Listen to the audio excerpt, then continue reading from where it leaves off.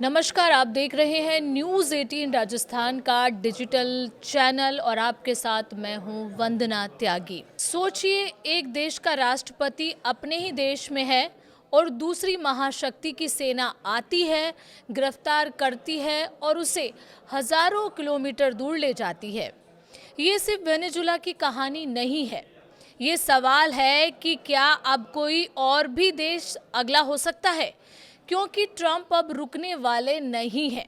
Venezuela के राष्ट्रपति की गिरफ्तारी को अगर आप एक अलग घटना मान रहे हैं तो ये आपकी गलती है। असल में ये सिर्फ शुरुआत है। अमेरिकी राष्ट्रपति डोनाल्ड ट्रंप ने जिस तरह वेनेजुला में सैन्य कार्रवाई की है, उसके बाद साफ हो गया है कि ट्रंप की नज़र अब एक देश पर नहीं बल्कि पूरी एक सूची पर है।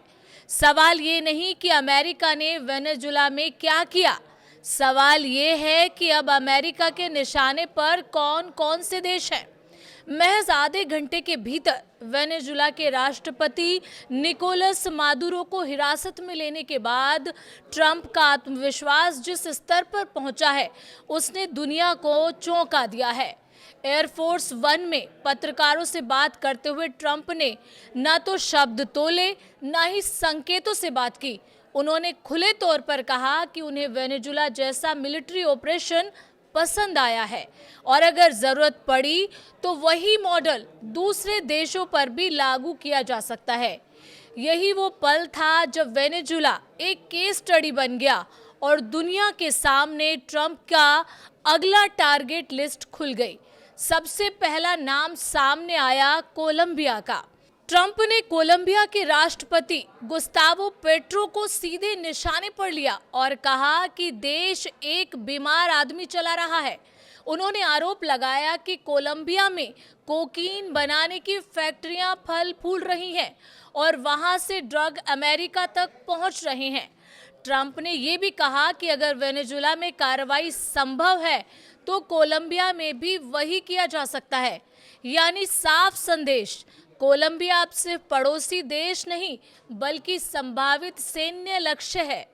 इसके बाद ट्रंप की जुबान से निकला दूसरा नाम और वो था क्यूबा। क्यूबा को लेकर ट्रंप ने भले ही ये कहा कि शायद वहां तुरंत सैन्य हस्तक्षेप की जरूरत ना पड़े, लेकिन उन्होंने ये भी जोड़ दिया कि क्यूबा खुद पतन की कगार पर है। ये बयान अपने आप में एक चेतावनी है। मतलब साफ है, या तो हालात अपने आप गिरेंगे या फिर अमेरिका दखल देगा। तीसरा और सबसे संवेदनशील नाम है मेक्सिको। ट्रंप ने कहा कि अमेरिका को मेक्सिको के साथ कुछ करना होगा।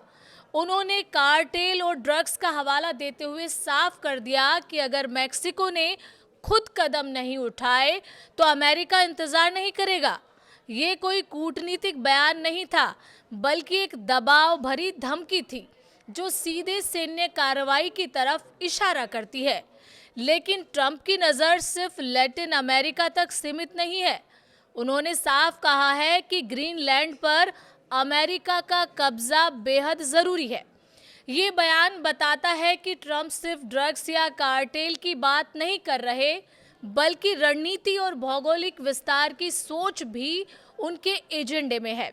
इसके अलावा ईरान लंबे समय से ट्रंप की आंखों में खटक रहा है और माना जा रहा है कि वेनेजुला के बाद ईरान पर दबाव और तेज हो सकता है। यानी अगर आज की तस्वीर देखें तो ट्रंप की हिट लिस्ट में साफ दिखते हैं कोलंबिया, क्यूबा, मेक्सिको, ग्रीनलैंड और ईरान। वेनेजुला इस लिस्ट का सबसे पहला उदाहरण है। चेतावनी नहीं बल्कि ट्रेलर है। यही वजह है कि दुनिया बेचैन है, संयुक्त राष्ट्र परेशान है और कई देश इसे खतरनाक मिसाल मान रहे हैं।